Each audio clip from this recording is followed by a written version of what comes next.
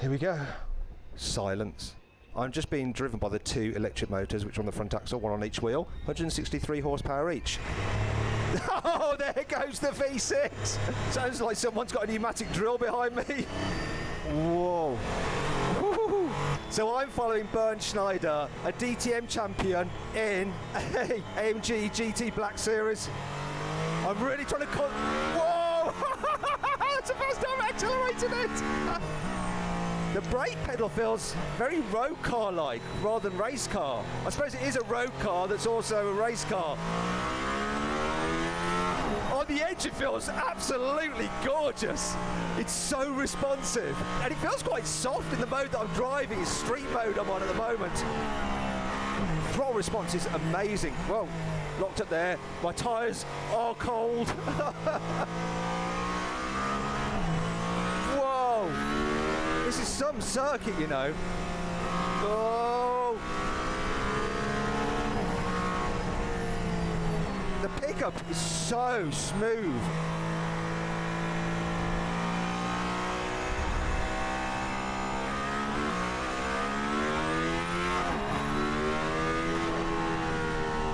So I'm trying to listen to Bernd on the radio, follow the track, feel the car.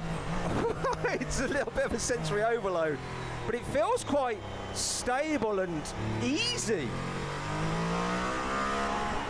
Well, I'll cock that up. Just hold on, let it roll round. The throttle response is nuts. It's that crazy split turbo design with the electric motor on it. It just picks up so instant. It feels lovely.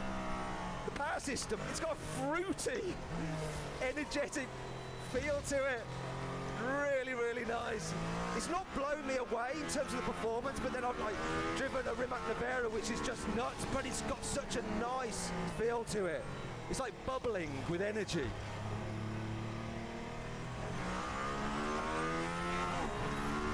Not so impressed by the shifts of the gearbox. It's a single clutch sequential. There wasn't enough room because the gearbox hangs off the back of the engine to fit a dual clutcher, so you do feel the gear change, especially in the mode I'm in at the moment. Although, do you know what? It kind of adds to the experience, the race car feel.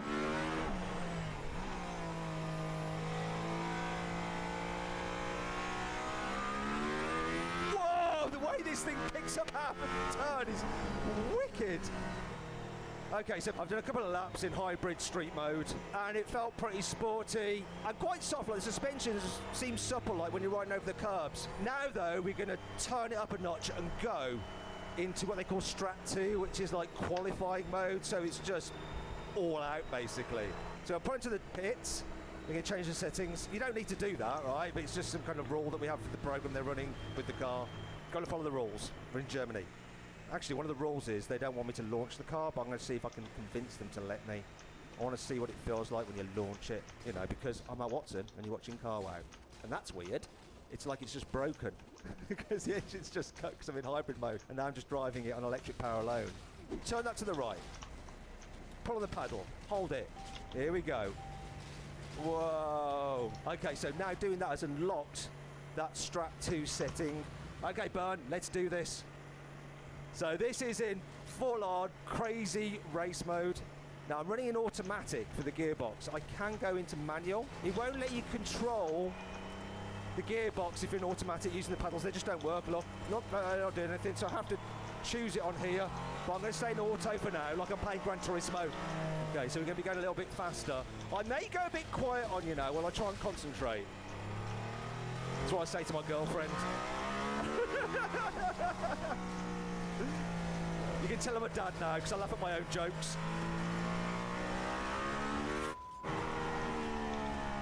Bloody hell. That caught me out.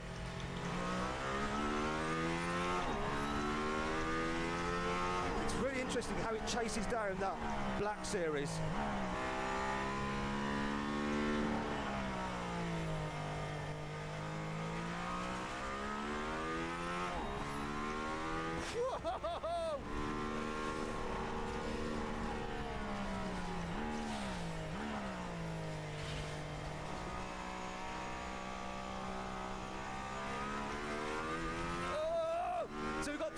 motoring on the front of the axle really helping me turn the car into the corners. This bit worries me so much. Look how he's just lost me at that stage. I haven't got the balls to go through there at that speed in this car that isn't mine, that's worth over £2 million.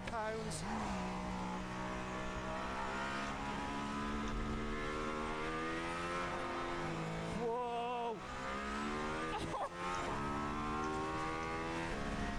No, I'm just backing off now. Almost didn't know where I was there and went off the track. But the brakes are so good, it's really stable that it saved my skin. Even though I completely cocked that up like this, I've cocked that up, understeered, ran wide. And I'm all over the place now. I'm getting quite hot in here. I wish I knew where the air conditioning was. Hey Mercedes, turn on air conditioning. Mercedes! It says no. It normally pipes up when you say Mercedes. Okay, so we're going to do a cool down lap, and I need to cool down because I'm sweating already. We need to keep the revs up to about 6,000 to help charge the battery, so I've got maximum power for the next laps. You notice the difference when it's in that Strat 2 mode. Just feels a little bit sharper.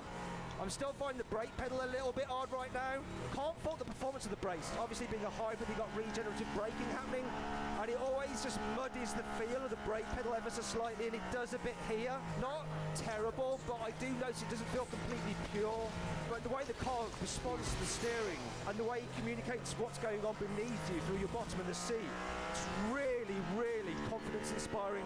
I'm so conscious of the value of this car, the rarity. Mercedes MG will keep 2 prototypes for themselves. The other 275 that will be built are all going to customers. You know, there's quite a responsibility test driving a car like this. I'm trying to tell you what it feels like, experience it for myself properly, and not crash the bloody thing. I was actually a little bit worried about this whole event because originally I thought we were driving around the Nordschleife. It wasn't particularly clear, so I've been panicking like, oh my God, I've got to drive the new MG1 round the Nordschleife, and the forecast was saying it was going to rain as well. So I was like, oh God, the Nordschleife in this car, raining. It's going to be a disaster. Thankfully, it was a miscommunication and we're on the GP circuit. Otherwise, I'd be sweating a lot more than I actually am right now, which is still quite a lot. Get me into air conditioning. Where are you? Performance? No, go away, cameras. Come on, where are you? Comfort, comfort, comfort. No, where are you? You have to open the door by putting the handle down here. Oh, I'm all of a fluster. Do you know what? It's not that hard to get in and out of compared to an Aston Martin Valkyrie. There is one thing I need to know though. Where's the air conditioning? The air conditioning, it's in the head unit. I couldn't find it. And where's Hey Mercedes? She's not in there? Yes, Hey Mercedes is working, yeah, for No, sure. she didn't. She just didn't. Normally, you can't shut the woman up. But she's silent. Maybe she was frightened of my driving. Yeah. So, climate system is right here. Press. Where you normally have comfort. We have to switch off the switch on the ignition. Okay, here. Oh, do you know what? Normally you have a thing that says comfort. Yeah. Oh, you've changed the menus. Yeah, or here. So, Okay. where the temperature is. Can you set it to like 70? 70. Yeah, please. Yeah. 17. Oh, I'm getting a little bit sweaty in there. It's hard work. Yes. Yeah. Okay, perfect. We're good. Okay, where? Hey, Mercedes. See, where is she? Got to make her work. Wait a second. Hey, Mercedes. Oh, there she is. You have to shout at her. Yeah. Oh, you're here now, are you? Yeah, exactly. You should be sorry. You weren't there when I needed you. Okay, got it. Good. So that's the most important things now. I figured out how to use the climate control and the voice commands. That's really what I'm here to test on this vehicle, obviously. Okay, I've now moved into the passenger seat and we've got burned driving. So I'm not following you this time. I'm going to see what it's like when a proper racing driver is getting the most out of this car. Now, I've figured out how to use the air conditioning and I've got it set to... Oh, we need to turn it. I've got it set to 19. Do you want to go a bit lower? 17? Yeah, 17 is fine. So I prefer 17 as well, so that's all good. We've got to agree on that. So, shall we do it? Shall we go into racing mode? Here we go. So what I'm going to try and do is give you some more information on this car while he hoops it around the track. I can do my best. We'll see how we go. And hopefully I won't be sick everywhere. So, ready? Yeah, are you going manual for the gearbox or automatic? What are you going to do? Manual. Manual, okay. Sport handling mode. Not all off? What's the No. matter with you? Come No. on. You know, I am old now. Yeah, all right, I'm old as well. Let's do it. Oh, yeah. Okay, so, what am I going to tell you? Right. Interior quality of this car is really, really good. It's, you know, it's a Mercedes, right? That's one of the good things about it. It feels just normal car-like.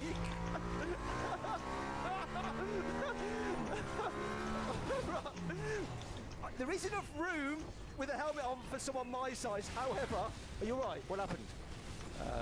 I think we got too much fuel, battery, and then sometimes the engine stopped.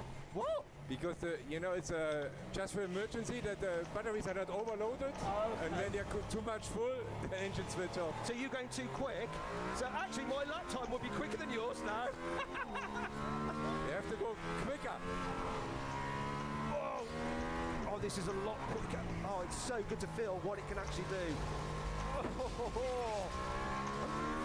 Yeah, so enough headroom for me, but taller people might find it a bit hard. What's also interesting is the fact that, well, you can move the pedals and the steering wheel for the driver. You can't move the seat at all for the passenger because the seats don't move. And it is a little bit, you know, if you've got long legs, you're going to be a bit like that in it. Whoa. Oh, this engine, 1.6 V6 is just so good. I keep going on about it. I thought it'd be boring, but this is why you buy this car. It's got a Formula One engine, a 2015 Formula One power system. Obviously, in the Formula One car, you don't have the electric motors on the front axle. 1,063 horsepower. 0 to 100 kilometers an hour, 2.9 seconds. 0 to 200, that is 7 seconds. And top speed, 352 kilometers an hour, which is 219 miles an hour. Whoa! Obviously, carbon ceramic brakes all round. You've got regen effect, and you can alter that. I prefer to run it with mild regen, so it's like you've got engine braking of just a normal internal combustion engine car. How do you run it, Bernd? Do you like to run it with regen 1 or regen off completely? Wait a second. I didn't hear what he said. I think he agreed with me though. Oh, the braking is so strong. Oh. Oh. Have you broken it again? No, now we go electric. Oh. Why? Just want to relax? We go back to normal mode. Yeah. To charge the batteries again. But you know, this is a pre-production car. Sometimes things happen. I don't know why it switched off completely. When it cut out, that was because the batteries got overloaded. When it's cut out first time, yes, the batteries was completely full. But now the last one, I don't know. We have to check it. Now we recharged. It was nearly empty. Now we're already half full again. And we keep the rest up to 6,000 and charging the batteries quickly up. Okay, so if you want maximum performance, you need to make sure that you've got charge. Is that correct? If you are in qualifying mode, what Spread 2 means, you take all the energy out. Right. And you have, when the batteries are completely full, you have 2 laps. Got you. So you're basically using all the energy that you can for maximum performance when you're in that Strat 2 qualifying mode, and it does your 2 laps, and then you have to recharge. If you're in normal race mode, then the system manages it for you, so you always have some battery capacity for performance. Exactly. Okay. And you see now we are already 3/4 Yeah. full of Charges batteries. quick, doesn't it? So quickly, and then we could do another qualifying run again. So shall we find out what happened? Yeah, we need to ask Marco. I'm not meaning to tell tales, but I think Bernd's broken it. Really? Yeah, he broke it. Come and have a look.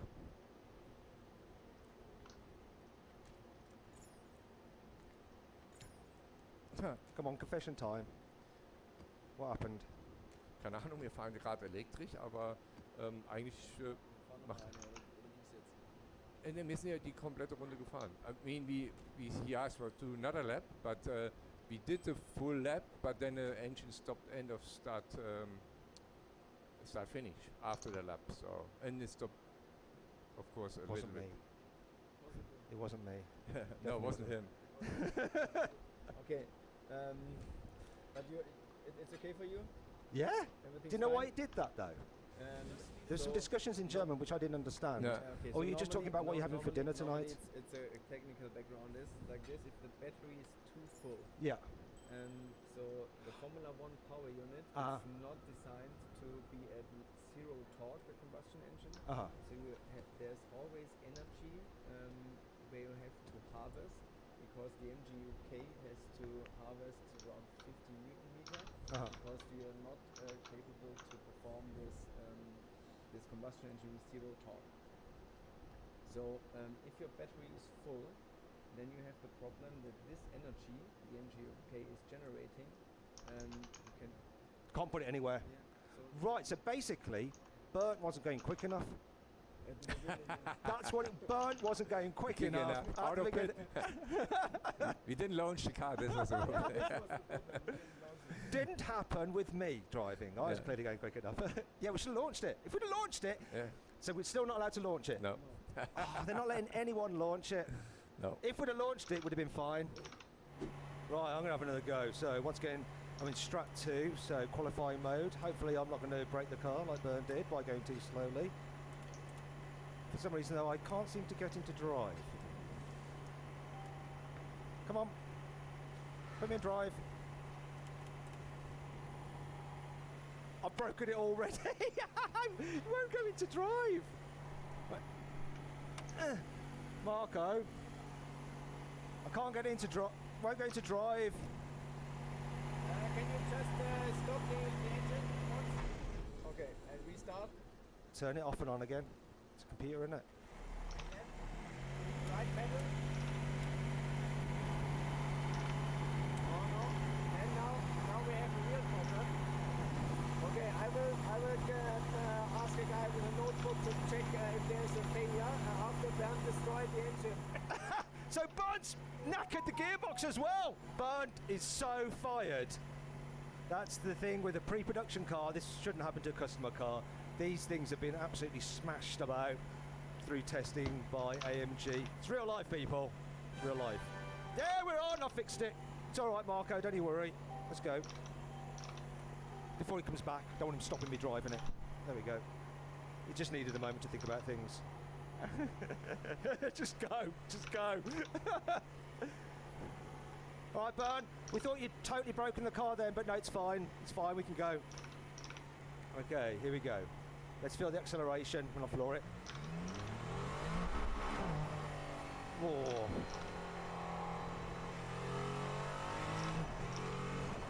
Oh, it's nice changing gears yourself.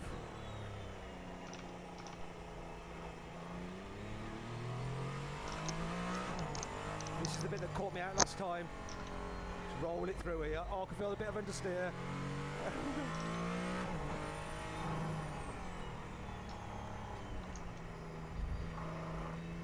Oh, I ran wide there. It's going to kill me on this bit now. It's all over the curbs.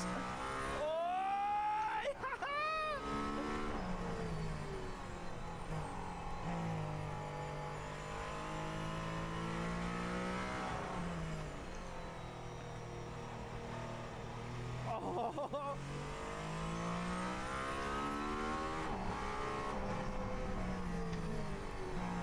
Right. Oh, this is fun, this is. Oh! You can really feel that torque vectoring on the front axle turning you through the corners, just getting you tipped in. Oh, it's so good over the curbs. Woo!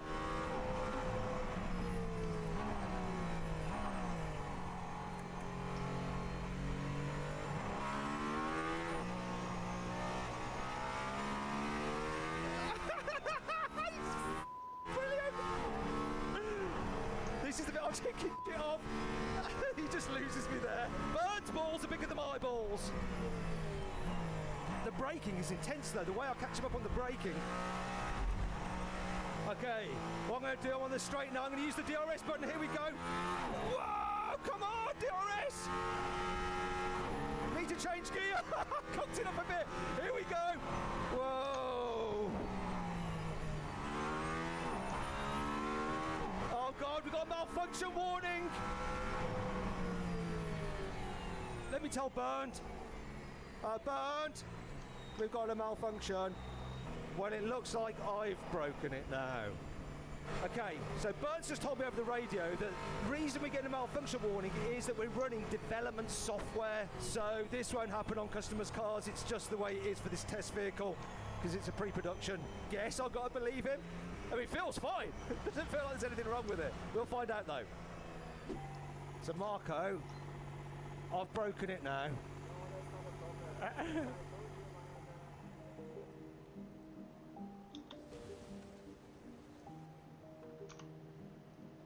Does that mean I can have another lap then? Is that okay? Oh, it's okay. Ah, good. Here we go. Floor it. Oh! Oh! Oh!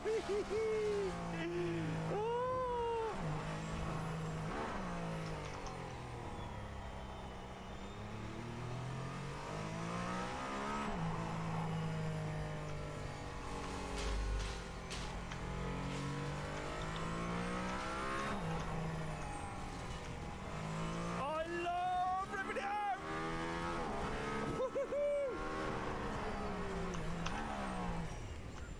Oh, I did what Bernd did!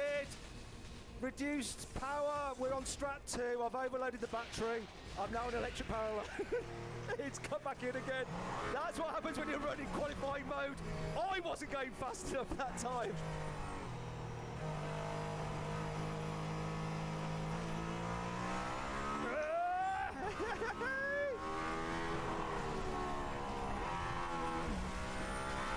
Oh. Whoa! The acceleration out of the turns is just so good.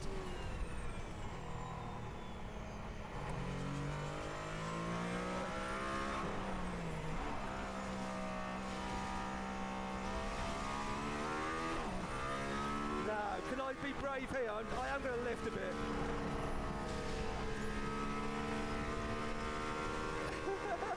Can't help it. Two chicken!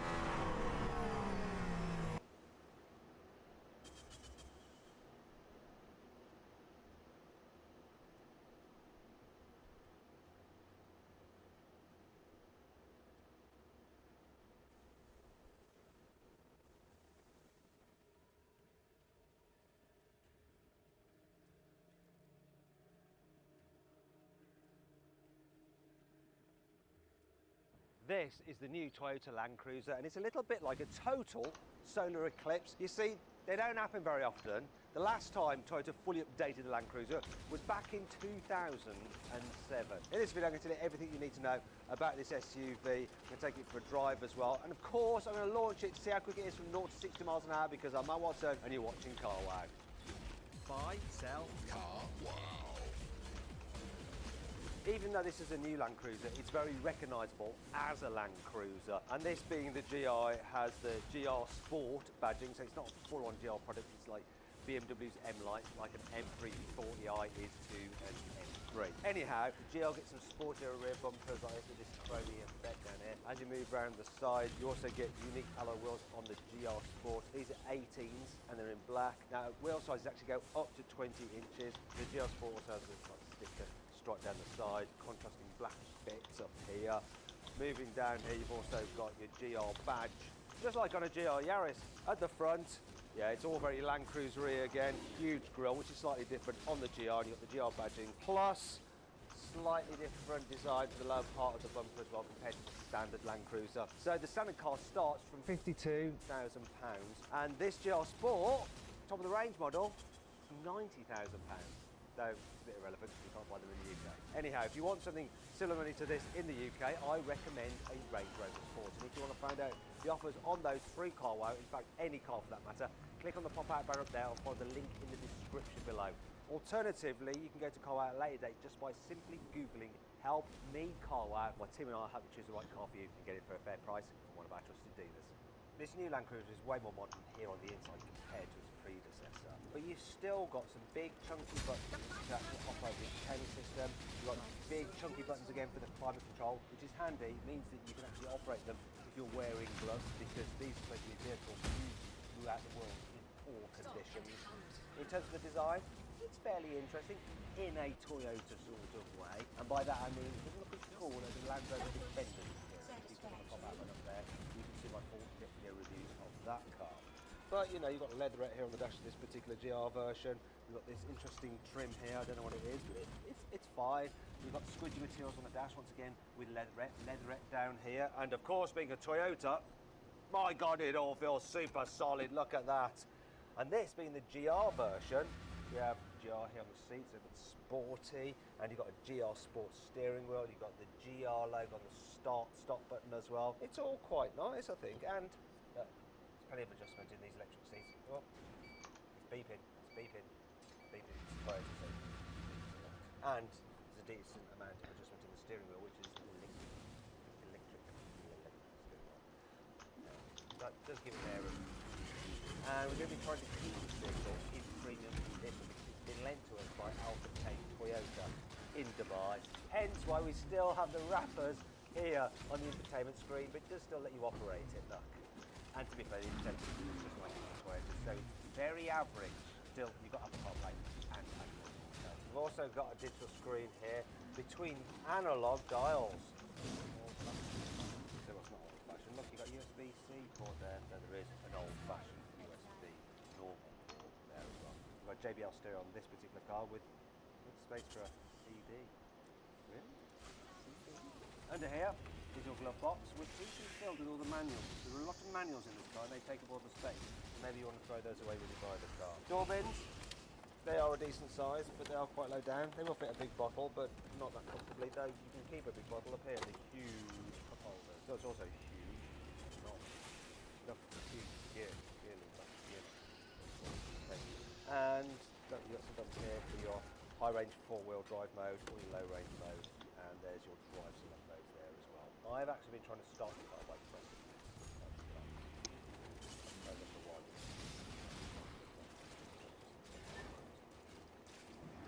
Here in the back, there's loads of headroom. Knee room's good as well. This car is fitted with the rear infotainment system, so you've got this huge screen, plastic. You can recline the seat quite away, look at that, very comfortable. However, you can't slide the bench towards the back as you can on Audi Q7. That car can pop out like that, there's a link in the description below. However, what is good about the Land Cruiser is that because it's so wide, carrying through in the back isn't a problem at all because there's so much shoulder room. One minor issue is the big hump in the floor that the middle passenger has to put their feet on, and then they don't have much under thigh support, which is a bit of a shame. Not going to complain about this though. The armrest has its cup holders hidden until you use them. Speaking of which, door bins are big enough for large bottles. You have some big posh airplane style bolts on the seat backs. You've also got dual zone climate control here in the middle row, so both passengers can set their temperature. There's 2 USB-C ports here, 12 volt, and HDMI input, obviously, those 2 screens. Oh, we've also got heated and ventilated seats back here. Yeah, very premium. However, if you're carrying babies, look, here will be easy to get to. It should be easy to mount a child seat here in the back. And I can put 2 child seats here, and still people want to. Actually, if you need to carry more people, then there's always the 3rd row. Now, I'm going to jump into the rear, so I just pull this lever here, that'll lock down, these go forward, and then if I clamber in, oh, here we go. Let's pull this into position. Have it like someone would sit there. Knee room, absolutely fine. Headroom, a little bit on the tight side. These seats also are very low to the floor, so there's no under thigh support, but there's a decent distance from the other seat next to them. They are quite wide, so it's not too bad. I've got a button here which seems to alter the actual backrest. Moves it forwards and backwards slightly. A bit more upright, a bit more advanced. Obviously, boot side. What else we've got back here? We've got USBs, and there's ventilation here as well. Which you're going to kind of need. Oh, it's okay for that. I don't mind it. This new Land Cruiser is good for carrying people. What's it like for carrying their stuff? The boot capacity of the Land Cruiser is 175 litres with all 7 seats in place, which is about half that of a BMW X7 with its 7 seats in place. Now, if you want to see my full in-depth video review of that car, click on the pop-out banner down for the link in the description below. However, when you fold this third row down in the Land Cruiser, the boot capacity is then about 40% bigger than a BMW X7. You've got 1,000 litres of space. Look, it's massive. Go on, fold down.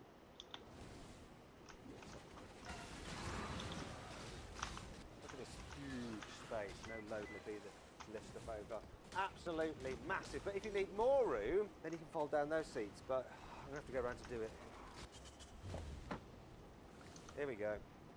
Come on. Come on. And I'm going to go around the other side as well. Now it's like a van, right? Look.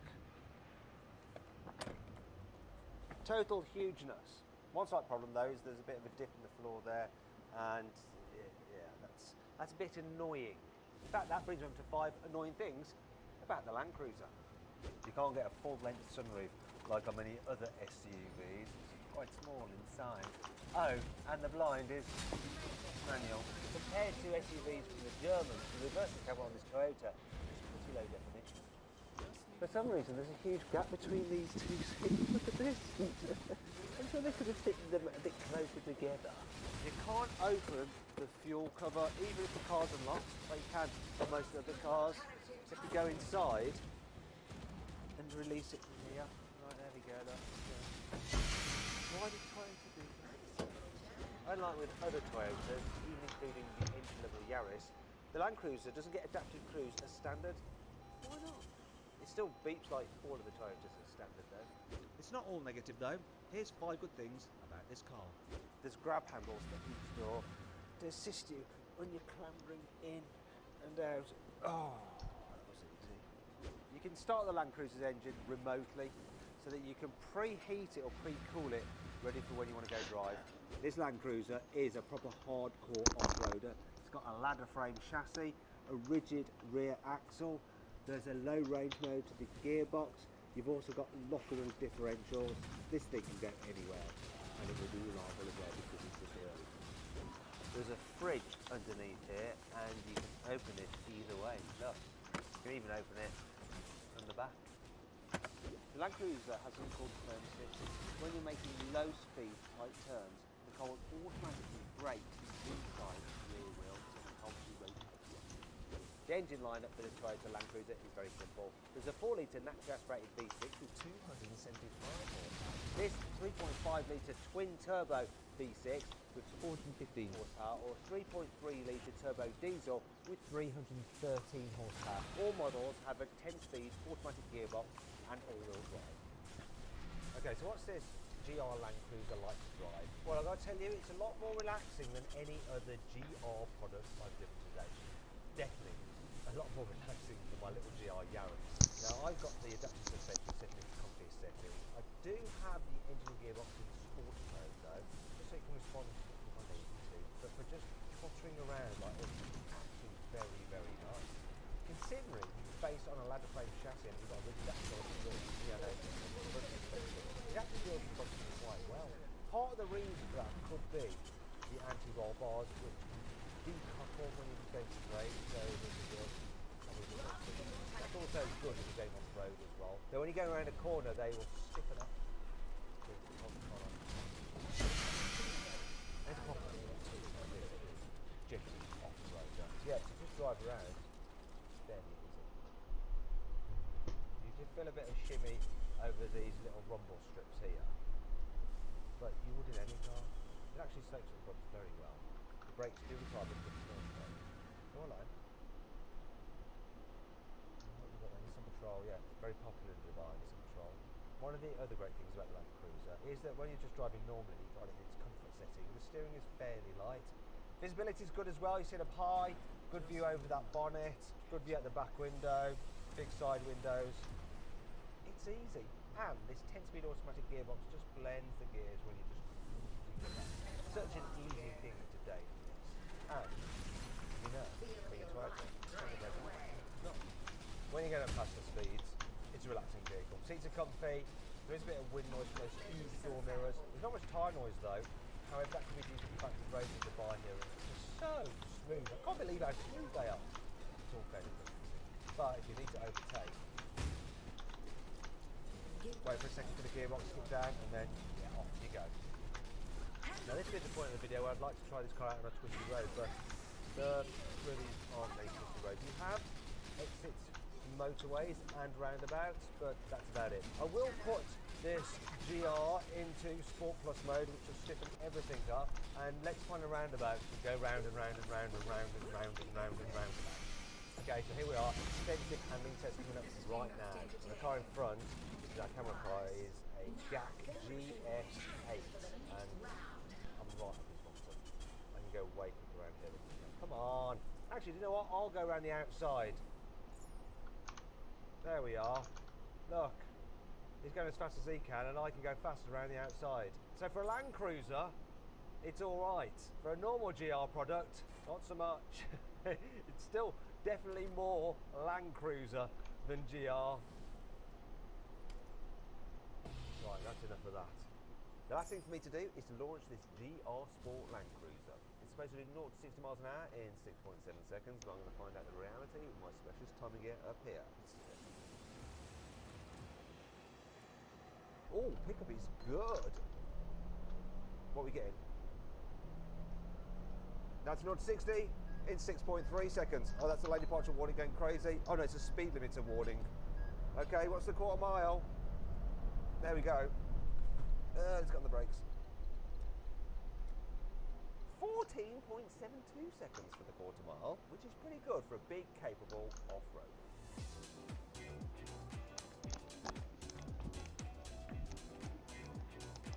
So then, what's my final verdict on the new Toyota Land Cruiser? Should you avoid it? Should you consider it? Should you shortlist it? Or should you just go right ahead and buy it? Well, if it's on sale in your country, then I reckon you should shortlist it. It might not be the most luxurious feeling SUV, but it's brilliant off-road. And if you ask the guys here in Dubai which they'd rather take out into the desert, this Toyota or something from Land Rover, I'll be taking this. Anyway, I hope you enjoyed the video. If you did, give it a like. Let me know what you think of the new Toyota Land Cruiser in the comments below. Click on those windows there for some more videos. And on that box there to go to Carwow to sell your car. All you have to do is upload some photos, give a brief description, then dealers from across the country will bid on your car. It's easy. Thanks for watching. This is the new BMW i7, and it's a little bit like the Samsung Galaxy Fold, because one of this car's key selling points is the fact that it's got the largest screen of any car. Now in this video I'm going to talk you through its technology. I'm going to show you around the exterior design. We're going to have a look inside. We're going to see how practical it is. We're going to take it for a drive. Of course I'm going to launch it, see how quick it is from 0 to 60 miles an hour, but I'm also going to get the normal petrol powered 7 Series as well and launch that, see how quick that is from 0 to 60 miles an hour, because I'm Matt Watson and you're watching Carwow. And if you haven't done so already, make sure you subscribe to this channel and hit the bell icon to turn your notifications on. That way, you won't miss a single upload. Buy, sell, car, wow. Let's start this video by talking about the design of the new 7 Series and i7. And essentially, they look exactly the same, apart from the fact that the i7 has some little blue bits to signify that it's electric. You get 2 trim levels, M Sport or Excellence. M Sport have slightly more aggressive bumpers and stuff like that, and black bits of trim rather than silvery ones. And from the rear, this looks like quite an aggressive car because there's lots going on, lots of shapes happening. Moving down the side, it's classic BMW 7 Series, which means it's basically a slab. You know, there's not much going on really down the sides, apart from the new door handles, which are like on the iX, so just open them by pressing a button in there. Huge alloy wheels, look at the size of those. Moving to the front, and the most controversial part of this car. Obviously you've got the big double kidney grille there, and those split headlights, a little bit like a Citroen Picasso. Nice. Do you know what? It may be a bit on the hideous side. I understand how people don't like it, but I sort of do. It looks really aggressive, especially this black paint. If you look at it from this angle here, there's something shark-like about it. Now, you might be thinking, well, I still don't like it, but actually this car hasn't been designed for Europeans or even Americans. According to BMW, the largest market for this car, 45% of the sales will be in China, and their target audience then is 38-year-olds in China. That's who this car's been designed for, and that means that I'm basically a 38-year-old from China, because I do like the look of this car. As for the price, well, it starts from £102,000 for the 7 Series or £108,000 for the electric-powered i7. Now, if you're thinking about buying a new car and you want to make sure that you're picking the right car for you and paying a fair price for it, you need to check out Carwow. Just Google help me, CarWow, my team and I will help you choose the right car for you and get it for a fair price from one of our trusted dealers. You can check out all the latest offers on all the latest cars. Here on the inside, the new i7 feels really high quality. I think overall the materials feel a little bit more expensive than they do in a Mercedes EQS. And the design, it's not as controversial as it is on the outside, but it's still pretty jazzy. I mean, look at this big crystal bit across the whole dash there, and you can see that you've got ambient lighting behind it, and it actually changes colour depending on what functions you're operating. So if I put the hazard lights on, you get this effect. Wow. Then there's more of what BMW calls crystal clarity with the iDrive controller there and the door switches and stuff like that, just like you have on the iX already. Also like the iX, you have the curved infotainment screen there with BMW's latest operating system, which you're not going to bother with. You're just going to plug in your phone, use Apple CarPlay or Android Auto. They don't even need to plug them in because you can use wireless if you want. Then you've got the digital driver's display here, and there's something new for the i7 and 7 Series, and it's augmented reality. So you know how you can have augmented reality on the iX, and it was something Mercedes did ages ago, where you get a live camera feed of the road ahead and then it'll display graphics to tell you which way to go. Well, on this car you now have it here right in front of you, which is much better than having to look over there, and I'll show you that working a little later on in this video. Some other things I want to show you this. I really like the way they've done this with the design. You can't actually see the air vents, they're just like integrated into this strip here, and then you move them around like that and you turn them off and on using this slider here. Then you've got this sort of like carbon fibre effect underneath the dash. There's loads of leather everywhere with this kind of layered dash. I quite like it. Cameraman Jack doesn't like it so much. Quality of the leather in here is, yeah, it's all super luxurious. But if you don't want dead animal, you can actually get a vegan friendly version, which is like a synthetic leather, which BMW calls Vajanza. You can definitely sign me up for that, and I think I want it in red.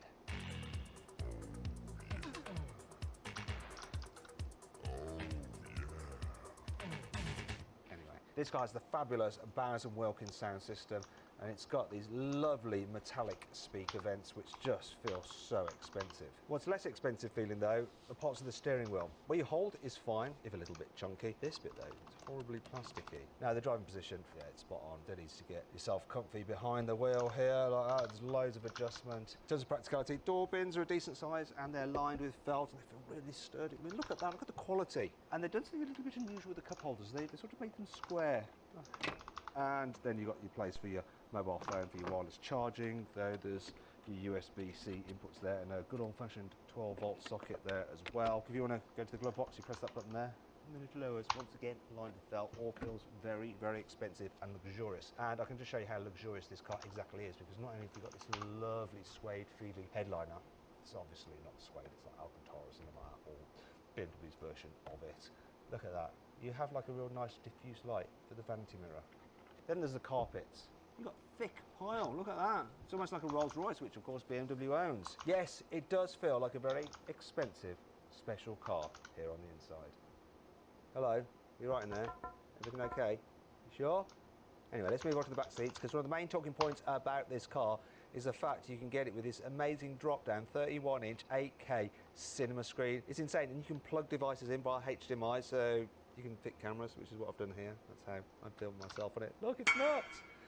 I'll just put that up there so you can see what I'm doing. What I'm going to do now, though, is change the input. Cringe, you don't actually have the money. And then, come on, load up. There we go. I'm going to go onto YouTube. Annoyingly, when you're using Amazon Fire TV, you can't use the whole screen as a touch screen because you have to use the interface that Amazon Fire TV have. Or you can actually use this little controller down here. So we're going to go onto Fire TV, and now I can move things around, or I can use a keypad, or I can just swipe in text as I want to. Anyhow, what I want to do is watch a video. That's the video I'm going to watch, but I've got to press play using that. See? Bit frustrating that, shame they haven't integrated it fully, but that's just the way it is. Come on, play this video, I know it's going to be awesome. Here we go, look at this sexy man here. Another electric car from another brand. Anyhow, what I want to do is go full screen, so click on that, go to display, and go full on widescreen. Come on. Yeah, that's what I'm talking about. Let's get some sound, because we've got a 2,000 watt sound system with 4D sound. And it includes, let's just shut that idiot up. It's just always rattling on the ears.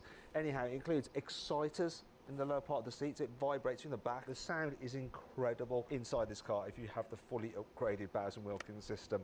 Love it. Now, I should probably talk about other things you can do with this particular device. You can, of course, think, do you know what? I've had enough of my screen now. I want to fold it away. Go on, be off. There we go. And I think I also want to have all my blinds down. So let's take all the blinds down so I can see again. Yes, all the blinds. This is the roof as well. Open. There we go. Now the roof, as you'll notice here, has these little strips in, and that's because it can actually change colour. The tech inside the back of this car is just absolutely wonderful. But I want to get fully comfortable, so now I'm going to do my seat. Let's go into full recline mode. So just going to move the front passenger seat forward and out the way. This will take a wee while. Generally, knee room is good anyway, even if you're not moving the seat out of the way. Loads of knee room. Also, headroom's really good as well. The seats are super comfy.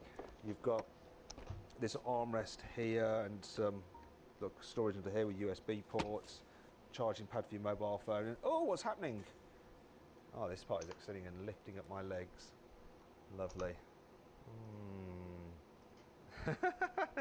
It's like when you're in business class on an airplane, the seat just goes into that lie back, relaxed position. It's exactly the same, and you've got a huge footrest as well. So, oh yeah, this is absolutely wonderful. Now what I'm going to do is go into the seat and put on the massage as well. Oh yes, this is a massage, downward motion. I like a bit of downward motion, me. Yeah, this is a very, very luxurious, comfy car.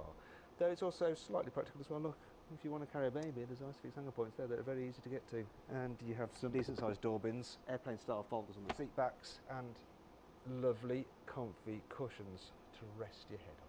Now let's check out the boot. So come on, arise. So you have 500 litres of space on the i7 and 525 litres on the 7 Series. But the Mercedes EQS has a big capacity of 610 litres still. I'll get the BMW this. It's got a nice wide opening, which is handy when you're having to load things in and out. And I want to show you the boot. And we've got so much stuff in it. So you'll see me loading stuff in and out now. Look at this. Oh, this is all Jack stuff. Come on, Jack. With all these blooming cameras. So we've got all this water. We're not properly hydrated. You could get bad headaches. That'd be terrible. Okay, so look, now you should be able to see what the boot is like when it's empty.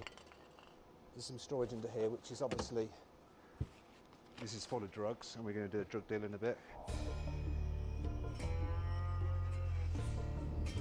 Actually, this is the last car I'll probably choose to do a drug deal in. It's too conspicuous. I'll go for something like an old Toyota Corolla or something. Anyhow, it's not drugs in here, look, it's charging cables. And you got some tie-down points. And I've got to tell you, the quality feel extends even into the boot. One thing this car doesn't have, though, is the ability to fold down the rear seats if you need to carry longer items. That brings us to 5 annoying things about the new BMW i7 and 7 Series. Being an electric car, obviously there is no huge internal combustion engine under this massive bonnet, so BMW clearly made good use of that by creating what is the biggest front boot of any car. Must be under this really large covery thing here. They haven't really done much with that, have they?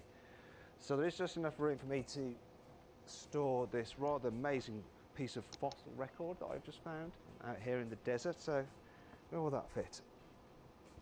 That's all fine like that. That's all fine. Yeah, all fine. I've long complained about manufacturers putting the climate controls into the infotainment system because then you have to press too many buttons, such as look, climate menu, or I need to fiddle with it this way. Now what BMW have done is gone one step further in the wrong direction. For instance, with the adaptive cruise control, in the past on BMWs, you could change the distance that would keep you from the car in front by using a dial on the steering wheel. Now though, you press the button next to My Modes, going into driver assistance, and then changing the distance control here. Then there's the fact that if you want to alter the amount of regen, so on a Mercedes EQS, you can use the paddles to increase regen or decrease regen, or put it into automatic. With this though, once again, you have to press this button, then go into drivetrain and chassis, and then go into energy recuperation, and set from this drop-down menu how you'd like it. See how fiddly it is. Last thing is the blinds. Now, on some luxury cars, you just pull the door window switch ever so slightly to make the blinds up and down before you operate the window itself. However, with the 7 Series, you have to press this button there to access the menu on the screen, and then you do it this way. Far too much. That has a step where you have to access it first by pressing a button here, usually signified by these 3 different lines to open a menu, and then proceeding to do the actual action through the bloody screen. Why? If you have a VIP, such as me, in the back seat who insists on watching the cinema for the whole journey, you can kiss goodbye to your rear visibility through the mirror, because look, yeah, you can see absolutely nothing now, can you? There's loads of ultrasonic sensors over this car to help with the driver assistance systems, and they look like normal parking sensors because that's basically what they are. However, they look a bit ugly. Got them in the door handles there, and like down here on the lower part of the sill. It's kind of like this car's got a bad outbreak of acne. While the normal internal combustion engine powered 7 Series has 2 gear shifter pedals, you have just one pedal here on the i7, and it says boost on it. And the reason you have that is because if you're driving the car in just normal driving mode, you only have 490 horsepower. When you go into sports mode, by selecting my modes, you then have the full 544 horsepower. What this boost button does is give you the full 544 horsepower, you know, what you've paid for 10 seconds if you're driving in normal mode. Why don't you just have the full power in normal driving mode? Just alter the throttle map. Stupid. And rather than doing this whole stupid thing, why didn't BMW just do what Mercedes do and have the paddles for altering the regen? Nonsense. It's not all negative though. Here's 5 good things about this car. The reversing camera is exposed, so you might think that when it's like grimy outside, you're going to get it covered in muck and then you have to clean it by hand. But no, BMW thought of that because you just press a button inside the cabin and then it will wash itself.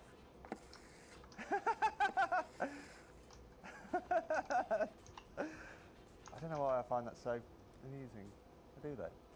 The huge battery pack on the i7 is really thin. If you look down here, you can see that it's only 11 centimetres deep. And that means that BMW have been able to use the exact same seating position in the i7 as they use in the 7 Series, even though that car doesn't have any batteries. This car has the ability to manoeuvre itself. So what I'm going to do here is just drive along. Imagine that I'm returning home, and when I get home I have to do this random collection of manoeuvres to be able to park in my parking space. Really frustrating that you don't have to keep repeating. Now when I record a preset path for the car, it should pop up and recognise it there. Look, it's going to pop up there. Recorded path 7. So I press that, and what it's going to do now is drive itself along this path because it's retracing the manoeuvres that I did before. Look, I'm doing nothing. The car's doing all this. But imagine, you know, you've had a really tough day, you're coming back late, you're tired, you don't have to do this kind of crazy manoeuvre every single time that you come back to your house. You don't have to worry though, the car will do it all for you. Oh, you can just relax, let it do its thing. You'll see that the path that I actually recorded for it was pretty rubbish. Can you see the marks? But it remembers it all and it'll just recreate it. I'm sure there's an easier way to get into that parking space. But anyway, I'm kind of making a point, aren't I, that this car will basically just remember exactly what you told it to do and recreate it. It will stop, say if someone walks in front of the car, so you don't need to worry about safety. But here we go, finally I'm now reversing into my space. It's actually good. And let's say you are coming back late at night, this is a very good time for you to go on your phone, delete all your messages from your mistress, right quickly before you go back into your house. Because you know what will happen. If you don't do that, then you'll go back in, put your phone down, you'll have to pick up your phone, check your messages, see that, you're going to get a divorce, you're not going to see your kids again, you're going to be financially ruined, whereas this BMW could save that from happening to you. Look, all done and dusted. How awesome is that? Are you just too frickin' rich to be bothered to lean out to grab the handle to shut the door? Don't worry, just press the button. Does it automatically. You don't even have to push the door to open it. Just press the button again, opens. Now you might be thinking, well, wait a minute, what happens if you open the door and there's a car really close to you? Is it just not going to smash into the other car or into a person or whatever? Don't worry, they thought about that. The sensors in the doors would stop that from happening. Look. See? Perfectly fine. With the old 7 Series, you could drive it by remote control using the key, whereas with the new one, you can do it with your phone. So here we go. Come on, walkies. That's it. Heel. Heel. Good car. Good car. Okay, sit. That's it. That's it. It's very well behaved, this 7 Series. The i7X Drive 60 is powered by 2 electric motors, one on the front axle and one on the rear axle, which you can see here through this cutaway. Now combined, they put out 544 horsepower and 745 newton meters of torque. You've got a 102 kilowatt hour battery pack, which BMW says is good enough for a range of 388 miles. You've got AC charging of 22 kilowatt hours, which means you can charge the battery pack from empty to full on AC in under 6 hours. It's also got DC charging rate of 195 kilowatts, and you can put 100 miles of range on this car in just 10 minutes. Right, let's see what this i7 is like to drive. So I'm just cruising along, very empty, very straight American highway. You barely know I was moving. So quiet here. So very quiet. Also, so very comfy. Occasionally there's a bump in the road, but you can hear it because the tyres like making slightly different noises as they go over it, but you don't feel anything. This car's adaptive air suspension, so it just slackens off if it feels a bump, and it stiffens up again if you start going around some bends. That's all very luxurious. I'm actually driving to go to an In-N-Out burger. It's what most people with the 7 Series will do. Got my sat nav working, but I don't really need it because everywhere in Palm Springs it just seems to be go straight. In fact, you know what I'm going to do? I'm going to turn on the cruise control. I don't have to do anything. The car will steer, brake, accelerate, do all that kind of stuff, keep me in lane. Now I'm coming up to a 45 mile an hour zone. Hopefully the sat nav will recognise this and tell me to go slower. Alternatively, it may completely ignore that sign and just go about its business. Car, why aren't you recognising this? It says 45. Oh, finally, it's got it. And then, what? You're going to get me for being distracted? I was trying to just... Hey, oh, what's going on with it? It got a bit cross because I criticised it. Now we're finally getting to In-N-Out burger, and the satellite navigation is giving me directions here on the display in front of me, telling me to turn left. If you take a wrong direction, you're clearly an idiot. Here we go.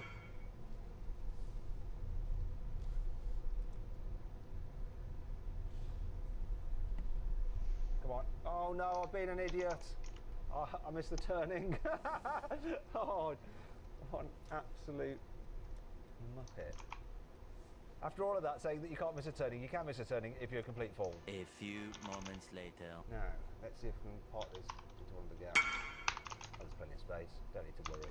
The other thing I like about this car is the brilliant reversing camera. So, reverse. Oh, I can't get this wrong, surely. Of course. Do you know what? I don't know why I'm even doing this. The car can do it itself. Let's do that.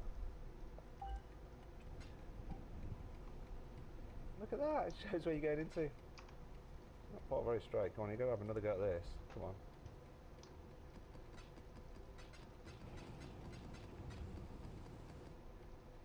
Look, no hands.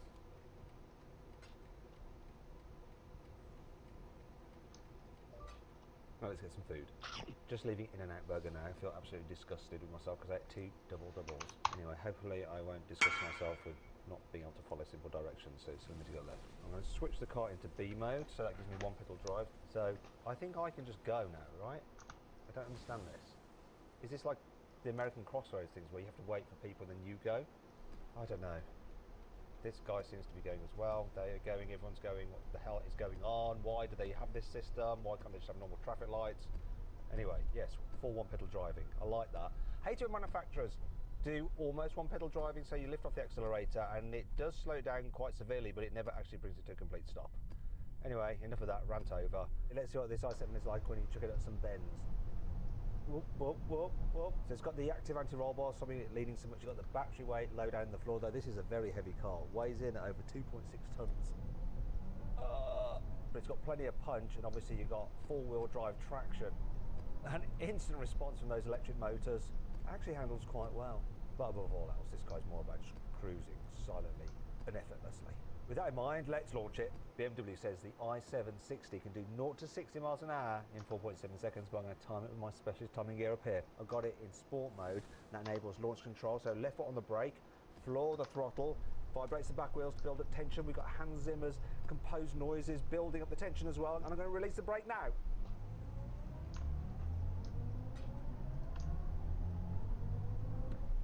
Naught to 60, 4.37 seconds. Pretty rapid. I've jumped out of the i7 and I'm now in the 7 Series. So it's pretty much the same car, but instead of the 2 electric motors and battery pack, we've got a good old-fashioned internal combustion engine. It's a 4.4 litre twin-turbo V8 with a mild hybrid system, so a little electric motor to boost the torque. This engine will actually go into the next M5, so it's an S engine. pretty special getting that in the 7 Series. The interesting thing is that BMW is giving it the exact same power output as the i7. You've got 5 newton meters more torque though, 750 newton meters. Also, we haven't got 2 electric motors, we've got a 4-wheel drive system which divvies the power between the front and the rear axle. This car is supposed to 0 to 60 in 4.2 seconds. Now it's lower than the i7 because this thing weighs 2.2 tons, which is 400 kilos lighter than that heavy i7 with all its batteries. What will this car do 0 to 60 in reality? We're going to find out here. I've got my specialist timing gear. So will it do a sub 4 second? I think it might. Launch control activated. Whoa, feels quick. 0 to 60, 4.04 seconds. So didn't quite beat the 4-second barrier. Let's give it another go though. Get that boost up.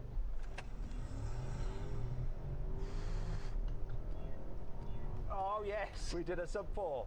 3.94 seconds. When it comes to 0 to 60 times, the internal combustion engine wins on this occasion. Now I've got cameraman Jack in the car with me now because I want him to help me demonstrate something that I've just found out on this new 7 Series. Now with the i7, BMW has worked with composer Hans Zimmer to create a wide range of fake noises to enhance the experience when you're accelerating, because obviously being electric it's otherwise silent. Now you can turn those sounds on and off using this button here called Iconic Sounds, and I found that the Iconic Sounds on-off button is here in the 7 Series. Now for a long time I've known that BMW has enhanced the sound of its internal combustion engine cars by playing engine noises through the speakers, and this is them pretty much admitting it now because you can turn that enhancement on or off in this car. I'm going to let you have a listen to the difference when it's on and off. I'm going to start off with it off and then Jack will turn it on as I drive along. See if you can spot the difference. Accelerating through first.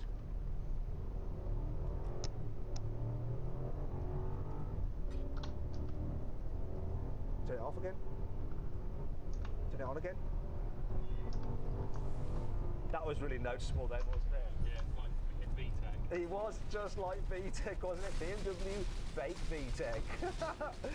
I prefer it with it on. What do you think? Let me know in the comments below. Will you have it on or off? Right, I've headed out to some twisty roads out in the desert, and this is a good opportunity to see what this 760 is like at handling. Being 400 kilos lighter than the i7, you do notice it's just a little bit more agile, and having gears and an internal combustion engine plate. It's nice, I can change down, I can change up, and when you do, you get like this jolt as well when you're in sports mode. Just adds to the whole experience. And for all Hans Zimmer's composery greatness, I do prefer the sound of a V8 than some kind of weird electronic noises that you get in the i7. I just do. What doesn't add to the fun though is when you're just cruising around and going slow, you do feel the gear change a bit, even though this car does a good job of blending them. And then when you're slowing down, it's changing down gears. You do notice that step a little bit more. You don't have any of that with the i7 because it has no gearbox. Either way, both cars are super comfortable, but this definitely feels more agile. However, you're not buying one of these cars for hooning down a twisty road. And if you want like a sporty luxury car, you're probably better off looking at an Audi S8 anyway. It has similar power to this, but it just has a sharper edge to it. It really does. This is more about luxury, and it does luxury superbly. Tell you what is interesting, this car also has the boost button, so to activate on this, you have to pull the downshift pedal and hold it, and then you get 10 seconds of boost. So you're in sports mode for 10 seconds. However, unlike the i7, you don't have any extra performance when you go into sports mode, because regardless of which mode you're in, whether it's personal, relax or whatever, when you've got the normal 7 Series, you always have full power at your disposal. Anyway, I'm not going to rattle on about that anymore. It's getting boring, isn't it? I'll tell you what's not boring though. The paint scheme on this particular car, it's great. I love this two-tone. It's the first time BMW have ever done it on one of their cars. I absolutely adore it. It's got a cool little pinstripe down it. It's not a sticker, it's painted. Then there's the interior of this car, which is the cashmere. It's really nice. Now with a luxury car, you think you definitely have to have super soft leather. God, it works, this cashmere.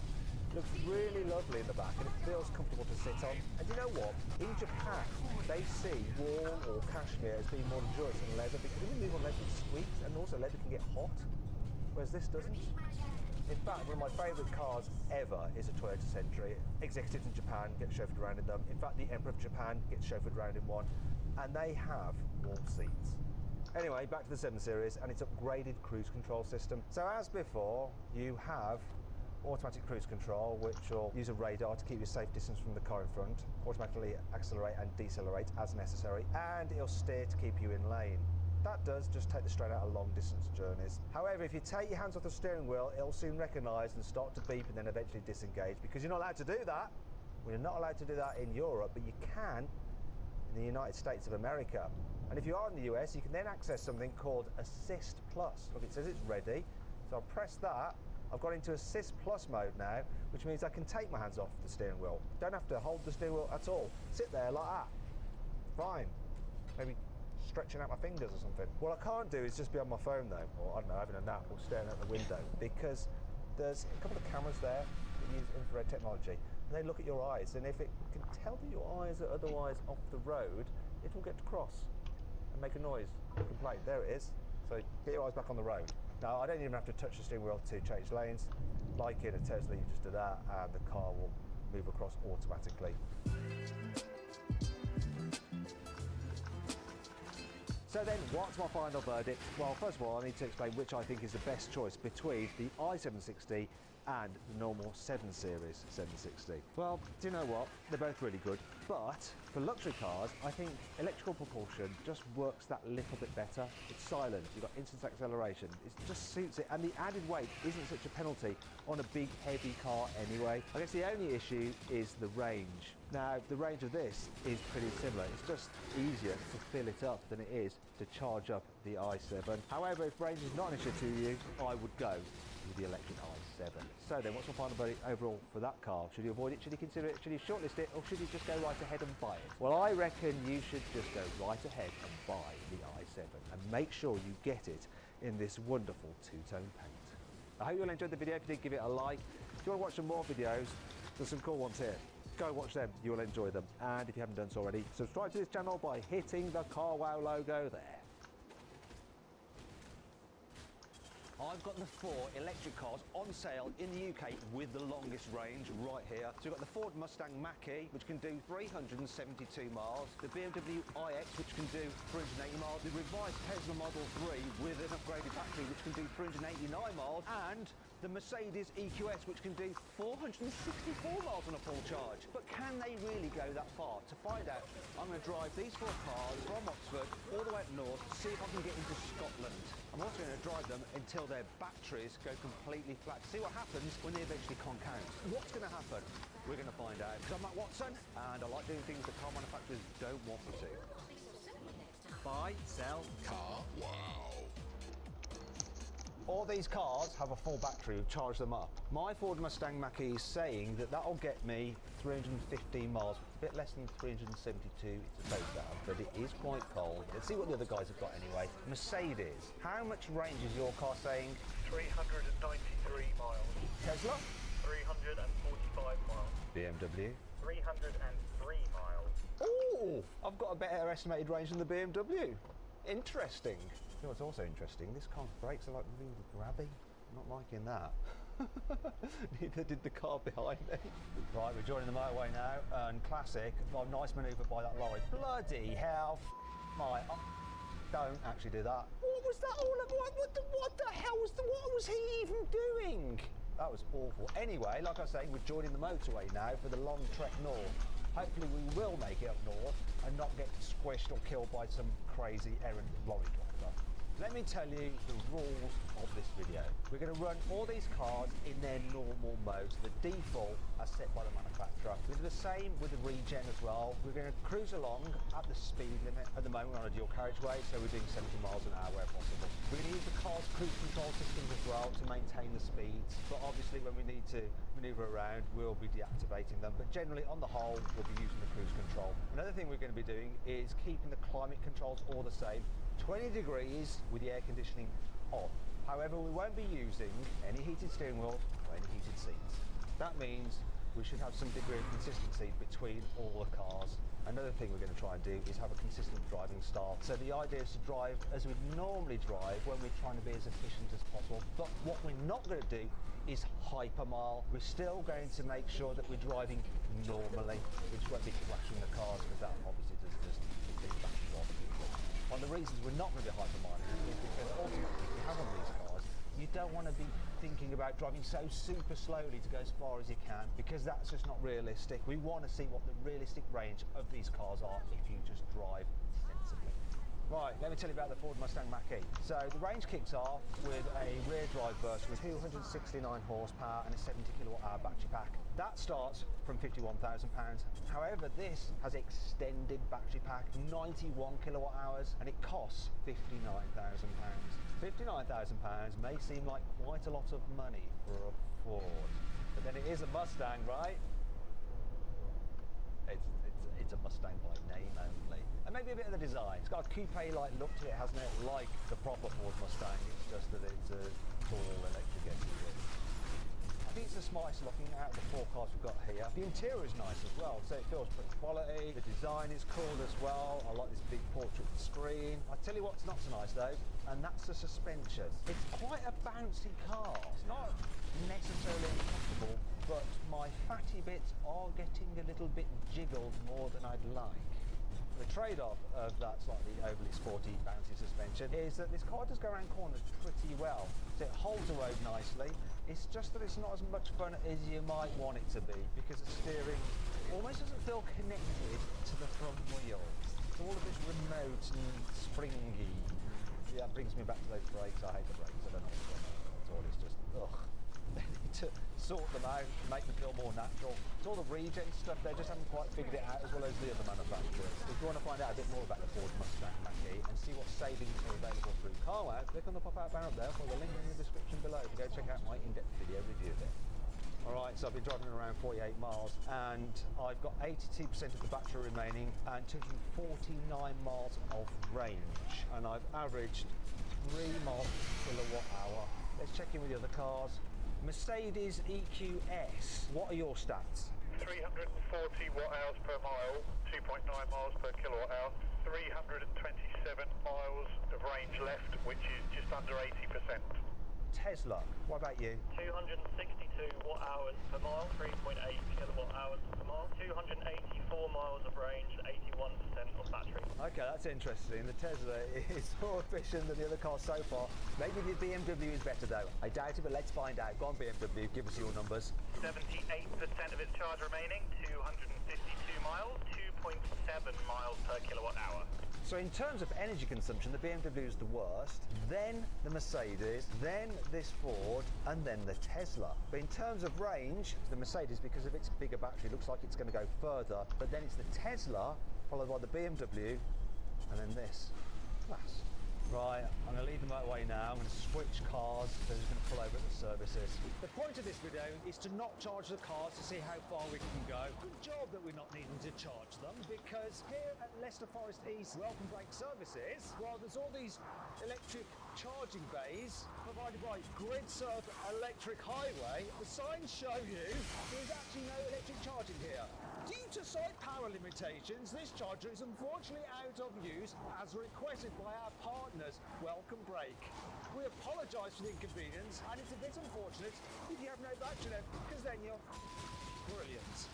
All right, I've upgraded. I've jumped into the BMW iX and I'm leaving the services and going on up the motorway. So before I do, I should point out that while the chargers at the northbound Welcome Break were out of action, the ones on the southbound are working. So if you need to use the charger, you could use those, but you do have to do a trip of 4 miles to them. So go up to a junction, come back down, and then charge up at the southbound, and then if you want to continue on your journey, head back to the next junction, which is another 4 miles, and then head north again. And let's face it, if you are on zero battery, you might not make it to the southbound services for that recharge. Not ideal. Let me tell you about the iX. So the range kicks off at £70,000. So for that you get the iX40.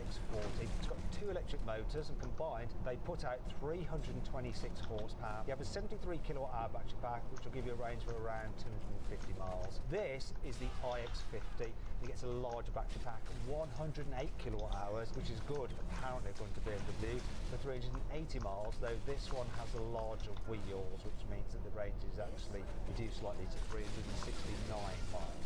Part of the reason for that is that it's fitted with air suspension, which is just lovely. What does surprise me about this car though is how it goes around bends, because you think it'd be all kind of like lollopy and like a bit uncoordinated, a bit like a drunken hippo, but it's not. It grips the road very well, and it actually goes around the bends much better than you'd imagine a car that weighs 2.6 tons would do. It's quite expensive, this car, £106,000 starting price, but it has got quite a bit of power, 523 horsepower. So it's fairly rapid, though I'm not going to be experiencing the full punch today because I want to conserve electricity. I'm driving sensibly. Once again, I've got the cruise control on, set to 70 miles an hour, though annoyingly in this car, if I want to change the distance of the car in front, I have to go into a menu here and do it on the screen, which is just an absolute arse. Look, I've got to press that, and then I've got to go, where is the bloody thing? Is that it in there? Distance control? I mean, what absolute nonsense. This is not a good idea. Why would you do it like this? Well, it's not the steering wheel. I know it looks like cleaner, like not having so many buttons. This is one button you need. It's a shame because the actual interior design of this car is pretty nice and the rest of it is easy to use. It feels fairly luxurious. I like it. And I tell you what, the way this goes down the road and over bumps compared to that bouncy Mach-E, it's like you're on a magic carpet. It just floats. It's lovely. The Mach-E is fairly quiet, but this is even quieter. I know it's a lot more expensive, this car, but it really does feel it. It feels more special inside as well, just a bit more futuristic. And I think I prefer this designer screen, kind of like landscape than portrait. It's like everyone went crazy initially, like copying Tesla with their portrait, and then Tesla like flipped on its head and went, oh no, with the new Model S Plaid we're going to go more landscape again. Back seats, roomy as well, very practical family car. The Mach-E is fairly decent, though that coupe roofline does mean the headroom's a bit tighter than you might imagine. This is just, yeah, loads of headroom and knee room. Boot's big as well on this, 500 litres, which is about 100 litres more than that Ford Mustang, though still the Ford's boot isn't small. Practical, comfy, relaxing car. Now, if you want to find out more about the BMW iX, click on the pop-out banner up there for the link in the description below to check out my in-depth review of this car. You'll also be able to see how much money you can save on these through CarWow. Doing these EV range tests can be rather boring at times, but thankfully this BMW has something that can give you a little bit of amusement. So if I go into my modes, I can then select a different driving setting, and the car will make various noises depending on which mode you're in. So if I accelerate now, listen to this.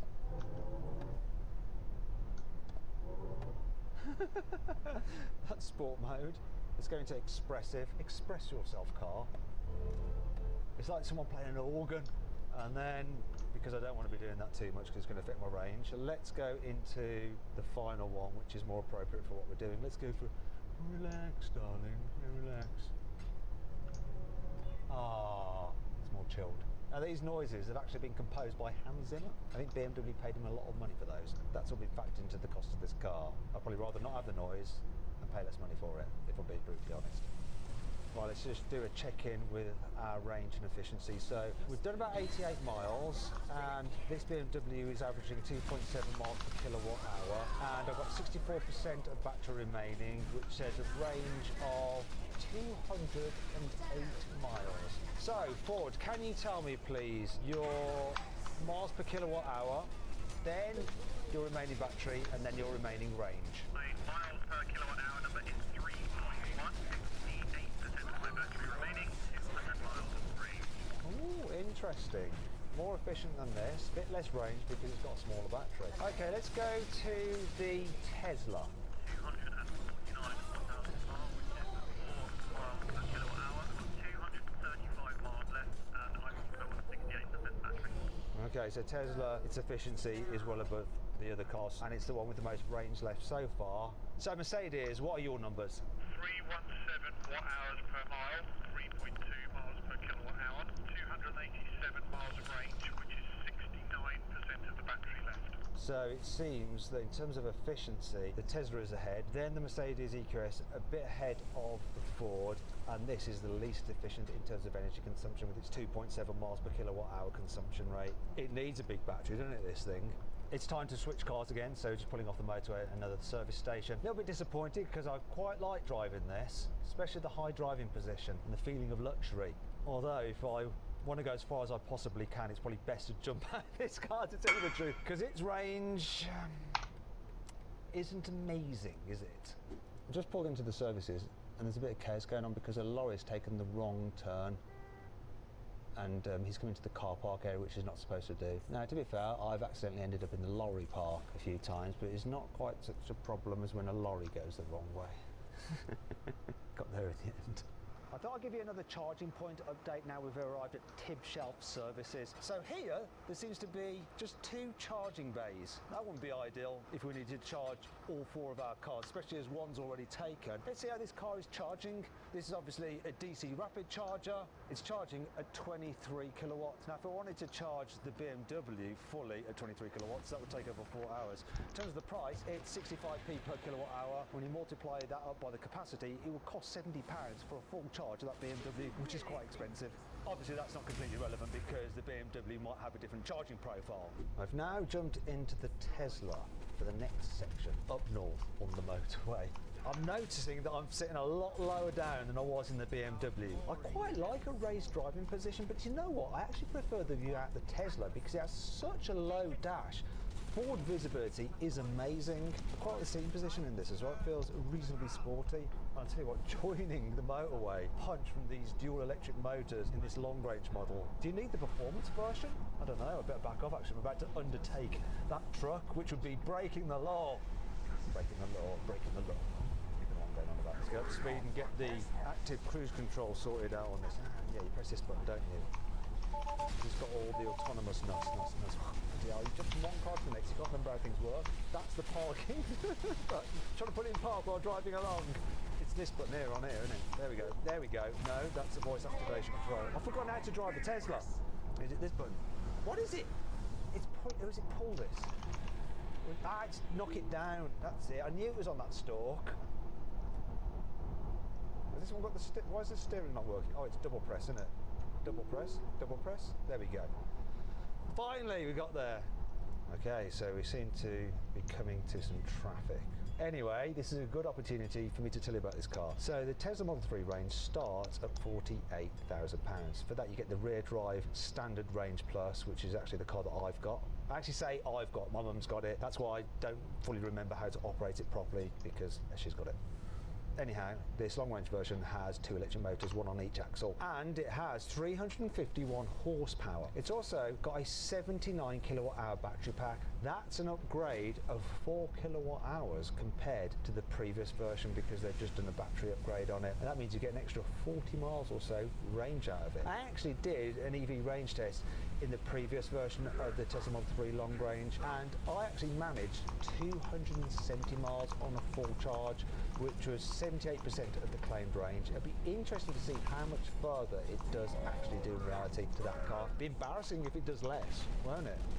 Thankfully, the traffic starting to move a lot freer now. We get up to speed, and I am noticing that this car definitely isn't as quiet travelling as that BMW, but then it is less expensive, feels less expensive on the inside as well. It's not terrible, but the build quality just isn't as good as that BMW. And I think the Ford feels slightly nicer as well. I do like the minimalist design, but part of the problem with that is that you have to control absolutely everything through that screen, which can be a bit distracting, though the voice commands are very good. You can actually do quite a lot of the controlling through just voice commands. They're better than any of the cars, I think. It just seems to understand you more.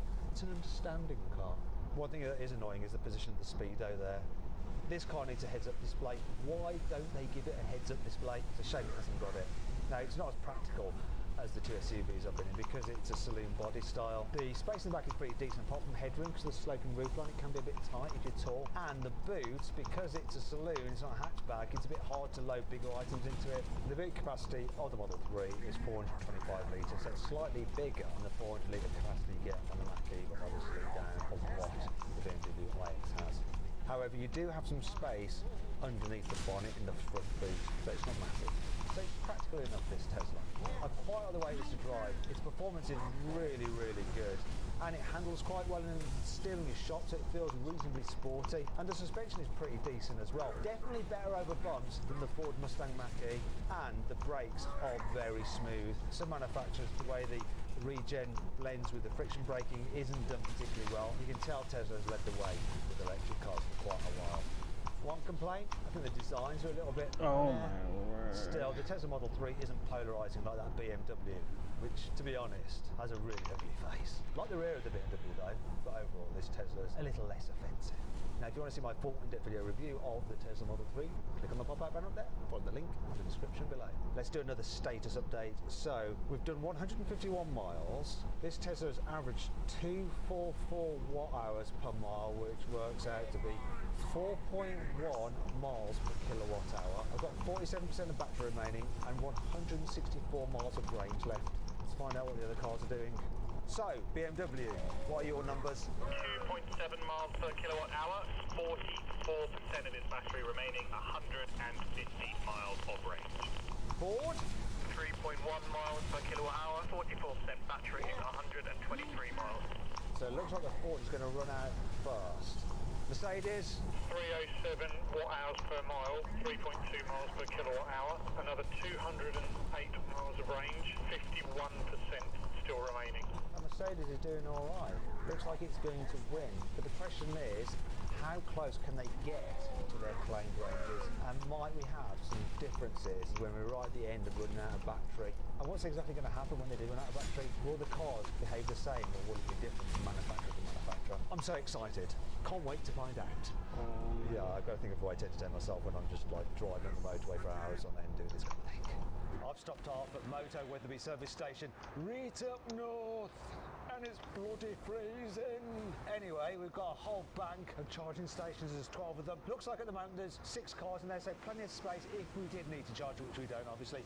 Let's have a look at what kind of charging rates these cars are getting. So this Renault Zoe is at 46% full and it's charging at 33 kilowatts. All right, fast. Right, let's have a look at this on this Hyundai Ioniq. It's charging 19% and it's at 32 kilowatts. So much for rapid charging, eh? Right, let's see what's going on over at this Polestar 2. Whoa, it's more like it.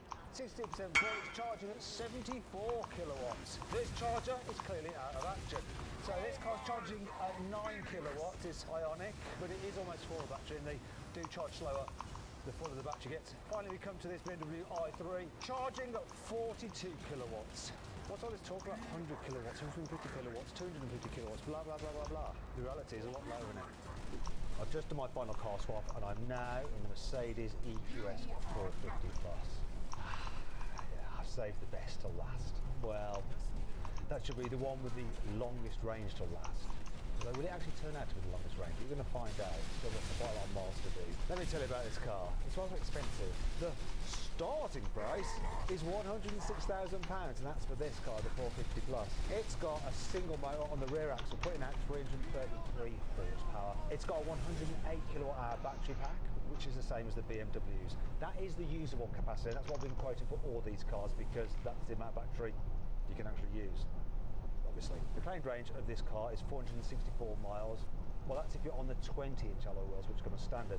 This has upgraded 21s, and as a result, its range falls by 14 miles. It's 450 for this car. As well as slightly reduced range, another downside of bigger wheels is that it can affect your car's comfort levels. You don't really notice it on this EQS.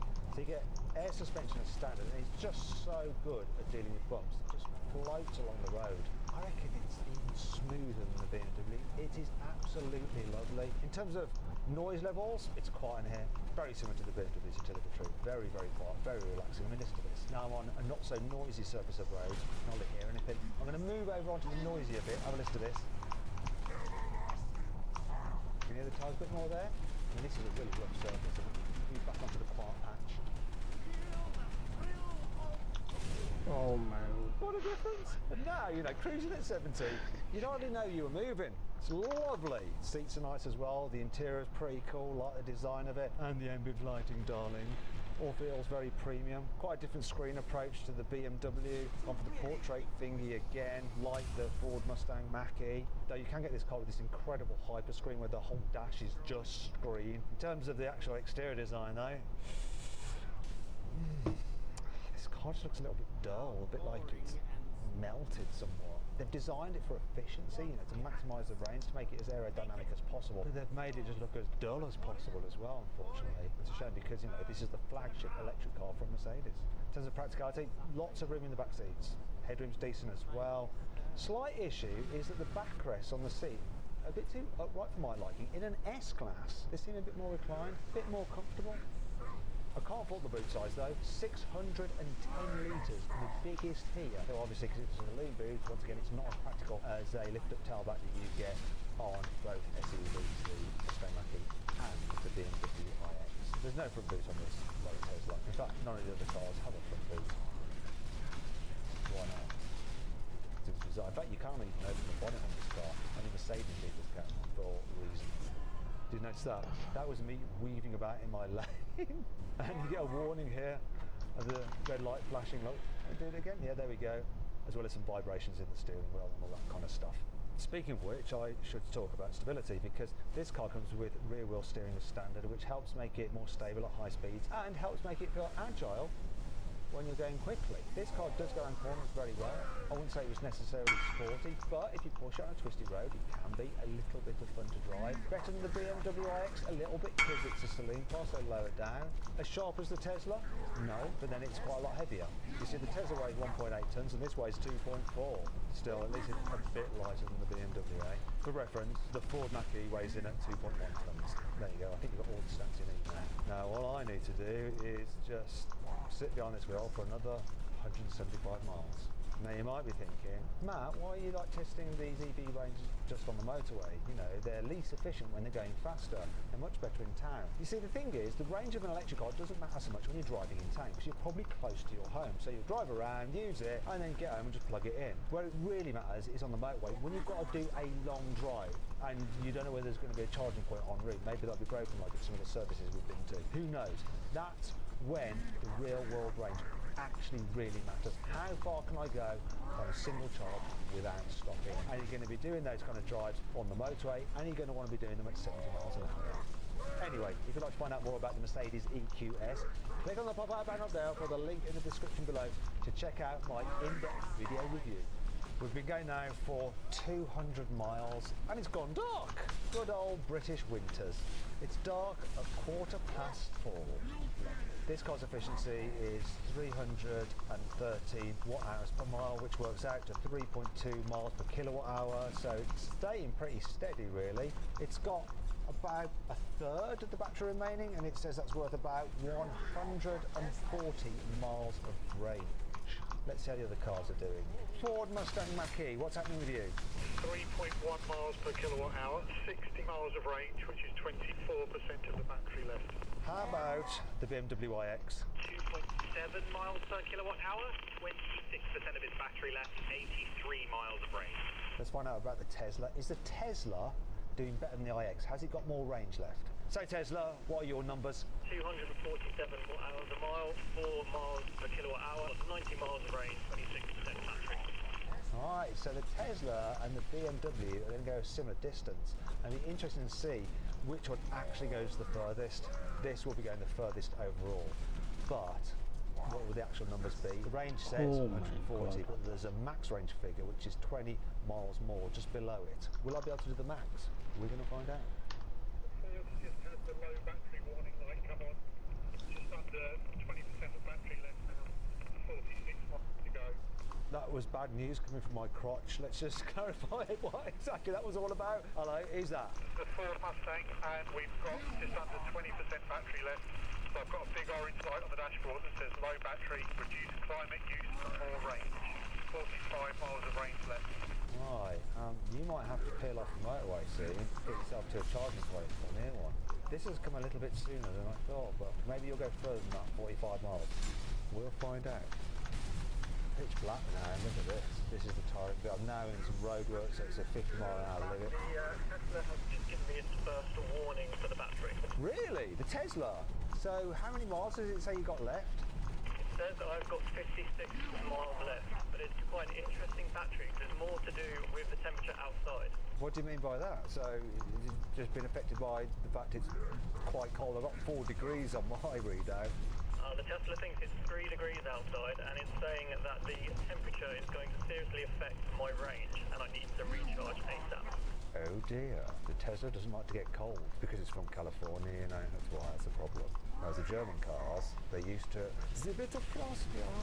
We've now done 250 miles and I've got probably about 22% of battery remaining, 85 miles left of range. I'm averaging 312 watt-hours per kilo, whatever it is, which works out to 3.2 miles per kilowatt hour. Let's see how everyone else is doing. Tesla, what are your figures? 246 watt-hours per mile, 4.1 kilowatt hours, 35 miles of range left, 10% battery. Okay, 4.1 miles per kilowatt hour, that's good. How about you in the BMW? 2.8 miles per kilowatt hour. 10% of my battery remaining, 36 miles. It did flash up a warning saying I had 40 miles a few miles ago, so nothing serious yet. And finally then, Ford, what's happening with you? 3.3 miles per kilowatt hour, 60 miles of range, 6% of the battery. So in a couple of miles' time, I'm going to dive off at the next exit. I don't think you're going to make it to Scotland. There's no chance of me getting to Scotland. Here we go. There goes the Ford. Goodbye and good luck. The further north we go and the later it gets, the colder it gets. Fluctuating there between 3 degrees and just popped down to 2.5 degrees. The batteries aren't going to like that, it's going to affect the range. The speed limit has dropped though, so we're not going quite so quickly, so that will help the range. In the BMW, I've just had a warning signal. All of my range readouts are now yellow instead of white, and the car is telling me I have just 25 miles before I am out of battery. Oh dear, oh dear.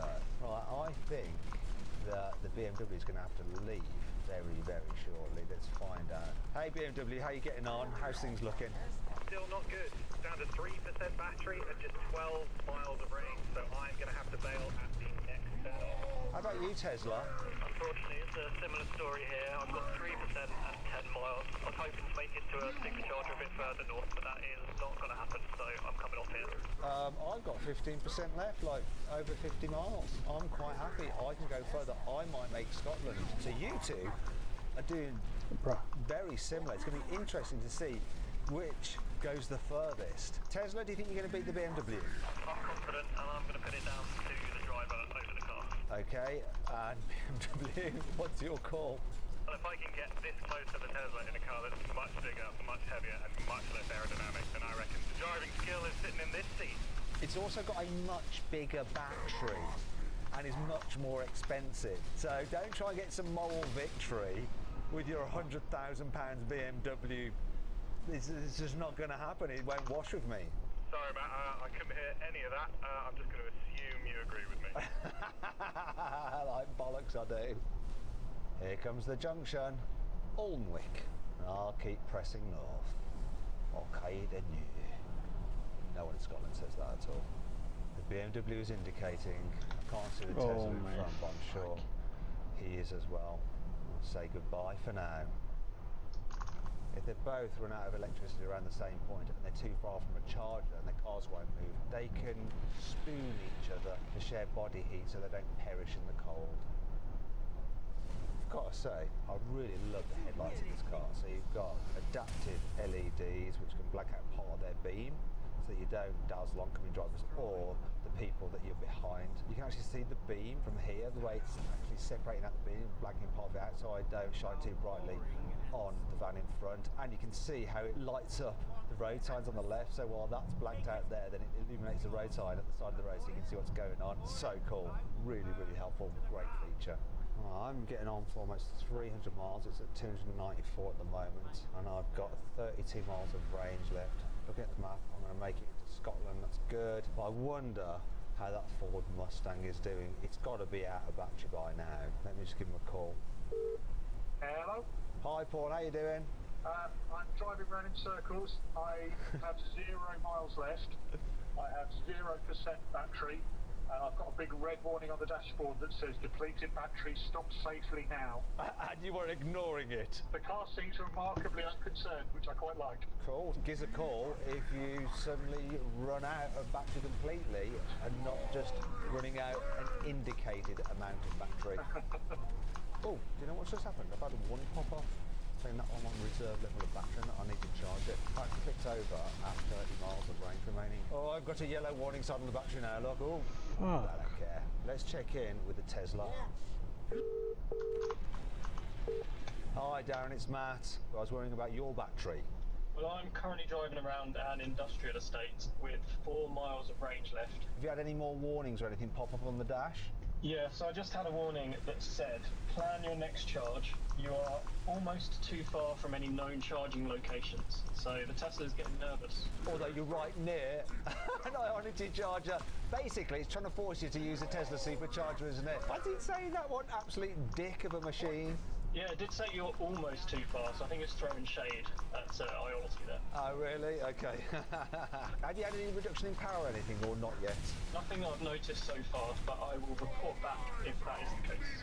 So I've just clocked over 300 miles. How many miles have you done so far? I've done 279 miles. A bit less than me. I wonder how far you're going to end up going, whether you can actually break the 300. We'll find out. I will let you know whatever happens. See you later. Let's see how the BMW is doing. Hi Nick, you alright? All good, still going, 1% battery, fewer than 5 miles of range. I've done 279 miles so far. That's exactly the same as the Tesla which I just spoke to. Are you near the Tesla? Yeah, we're passing each other as we both wait to run out first. So there's going to be a right battle between you two to see which one can go the furthest. Yeah, and I think there's only one charger as well, so if he breaks down, he might not be getting a push from me, let's put it that way. This is going to be so much fun. It's good to see that you're so determined to win. Anyway, I'll let you get on with it so you can concentrate and make sure that you do that. Thanks, Matt. Best of luck to you. I don't need any luck. I'm by far and away going to get the furthest. Here we go. Signs to Edinburgh, getting closer to Scotland. Can't be far now. Where's the board? I can see it on the sat nav. Where is it? Where is it? Where is it? There it is. We're going to do it. We're going to do it. I'm about to cross into Scotland.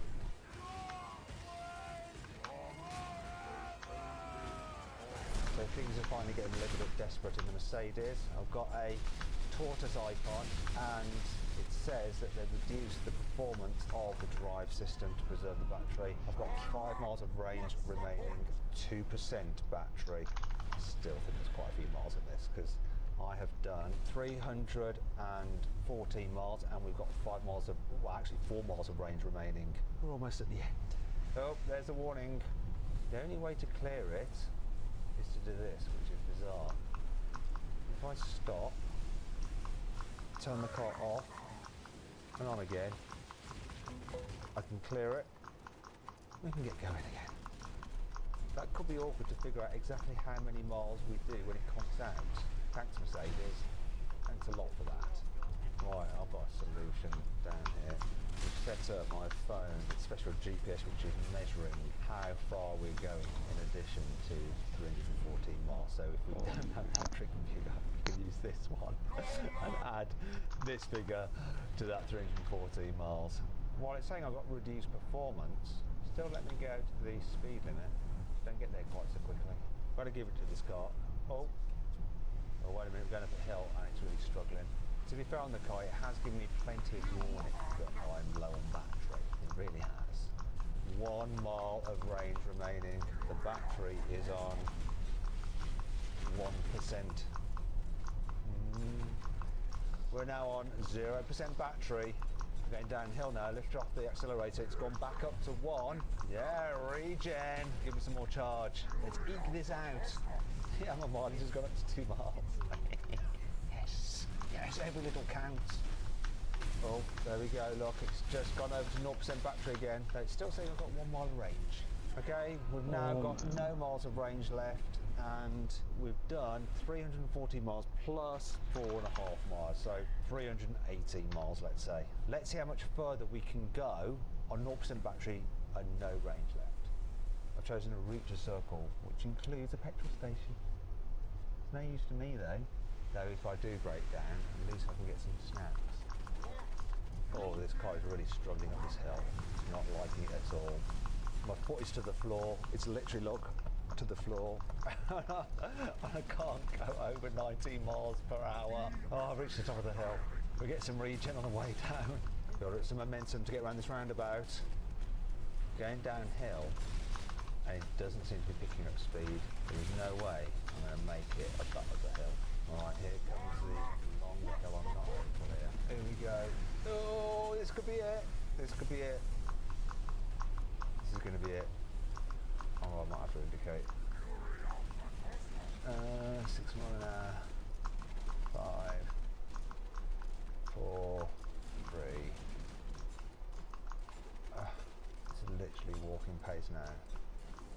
like a slight stutter from the motor. 2. Right, I've got 10 miles here on this, so 314 miles plus 10, 324 miles. I'm literally dying. I can't believe it's still going at 2 miles an hour up this hill. 1 mile an hour, 2. Can't make up its mind. Come on! I wonder if it's going to make it, and I'll do another lap at 1 mile an hour. Might have spoke too soon. Oh, bit of a jolt there. Oh, it's like it's giving me just a small amount of power just so I can manoeuvre it to get it to a safe position. That'd be classic Mercedes, that will. They'll have thought about this. I mean, no one's really going to drive their car like that, but they do have these safety systems, you know, in place, and they'll have thought about any kind of scenario to make it as safe as possible. Is that it? The way they are? Oh no, sinks. This is it. What is it? It's weird. I've never had one do this before. I've actually had it where I've driven quite a few cars until they die, and they don't seem to like drag on like this one. This one really is just not willing to die completely. Oh, come on. I'm almost at the top of the hill. This is crazy. I think if I do make it down and I get to the garage and go round that, I won't be getting up this hill again. Oh, what's this? Stop immediately, drive will be deactivated. Right, it's had enough of this, hasn't it? It's telling me to stop, and it's going to stop the drive. It's giving me plenty of warning, to be fair. Oh, and that's it. It's over. The car has no more left. The warning lights came on and it just, yep. We're dead, we're done, we're finished, it's over. Right, so 10 miles since I started that, plus the 314, that's 324 miles. Empty. Now, I wonder if I was the first car to run out of battery. I'm going to call the Tesla next. Hi, Matt. Hi, Darren, you're right, you still going? I'm not, no. Good. I've had to pull over because the car is come to a stop, and I put it in park, and now it will not come out of gear, or go into gear rather. And how long ago did that happen? About 10 or 15 minutes, so I'm starting to get a bit chilly. So how many miles have you done in total? 290 miles exactly. It was about an hour of driving. I'm not Really? entirely sure the miles, because I start to lose my mind driving around an industrial estate. At what speeds? Just like 20 miles an hour or something? Yeah, between 15 and 30, I think. Okay, so probably you did about 20 miles then on top. Well, I'm glad I went further than you. So the RAC have turned up and they've plugged themselves into this car because they've got a special charger on board. Now they do have the option to lift it or four-wheel lift and tow it, but they've decided on this occasion to charge it. Get enough juice in the battery so I can drive to the nearby charging station. So I'm just waiting for it to fill up. Just look at it here, see how it's getting on. Q mode. It's charging quite slowly. They can charge it up to 5 kilowatts. Oh, wait a minute. Paul and the Ford. It's finally stopped. Okay. So how many miles has it done in total? In total, 287.9. It just gently ground to a halt. There was no alert or anything. The accelerator stopped working effectively, and then I got a message on the dashboard that said the vehicle shut off. Was it a progressive thing? The power was a bit down. I mean, it was fine for car parks. It was picking up quite nicely at low speed, and then suddenly it just decided it had had enough. So how long were you driving round for with it on zero battery? 21.6 miles, but it was well over an hour and a half. But the worst thing was, once it went to zero, the aircon switched off, and it's 2 degrees outside, and the car kept fogging up, so I've had to have the windows open. Brilliant. Anyway, I'll leave you to push it to the charging station. Bye. Anyway, back to the charging. So it's currently charging at 1.8 kilowatts, which is slower than you can actually charge from that van. But it's probably because this battery is so empty. Charging at 1.8 kilowatts is going to take until 3 a.m. on Sunday morning to fill up completely. Today is Wednesday. Thankfully, we don't need to do that. We just need to charge it to 1% to get it to that nearby charging station. Right, now I'm going to check the BMW. Hi, Matt. Hi, Nick. Don't tell me you're still driving around in circles. I am. I've just helped